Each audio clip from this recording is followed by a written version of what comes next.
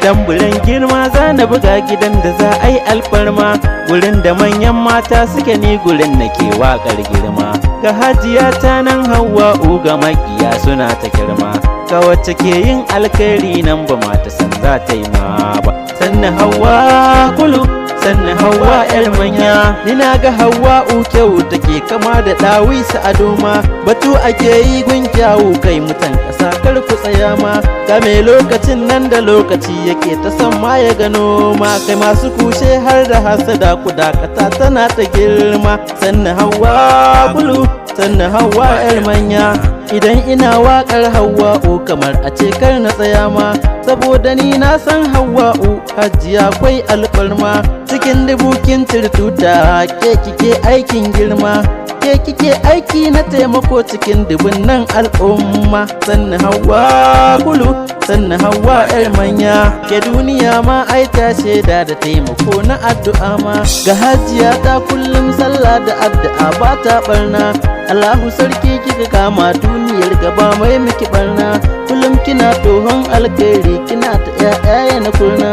Sannan Hauwa kulu, sannan Hauwa yar manya, da kin taɓa ko menene ke dukan shi zai zam alkhairi. Kace kike aiki na rediyo ga zantuka ba kya ƙari, da lokaci naki yayi shiga kina ta yin aikin tsari.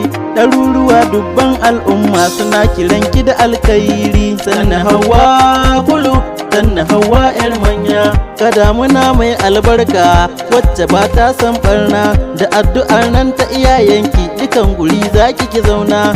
Hajiya kin zaga duniya cikin ƙasa kin sha kaina, wai yaushe ne zaki yo furcin Yusuf ka zo kawai mu gana. Sannan Hauwa kulu, sannan Hauwa yar manya, gwangwazo dukkan ta taki te mutan ciki sun shaide ki.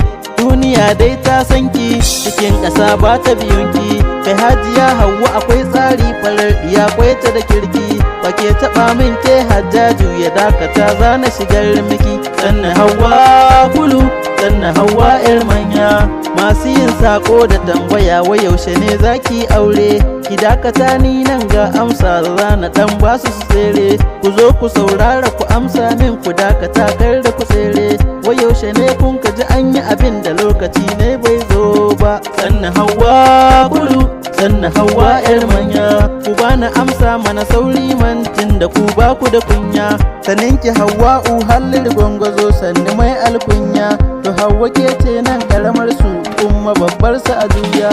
Sanin ki yar auta yar gata mai taimakon nata masoya. Sannan Hauwa kulu, sannan Hauwa yar manya, wurin da Hauwa'u ta leka a dole gunye albarka. Mai taimako kai na iyayenta abin fa kai sai san barka. Allahu sarki zai roƙe ka ka ɗaga Hauwa ba shakka, duk inda ta shiga ai san barka kai duniya dukka a santa. Sannan Hauwa kulu, sannan Hauwa yar manya, ni ma gani nan ni ke waka ni ma a ɗanyo dubana. Ina masoyana duk ku fito ku ɗan biyo min bayana.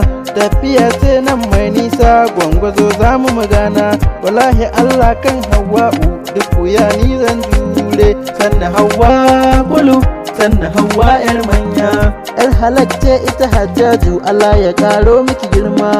Ko makiya ba sa rabarki da sun taho dole su koma, to kin riga kin shanye kansu da addu'a kina ta girma. Ni zan faɗa kuma in yo ƙari Allah ya saka miki Hauwa.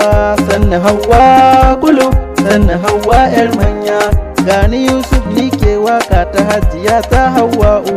Gani Yusuf wai wanzam na yabba halin Hauwa.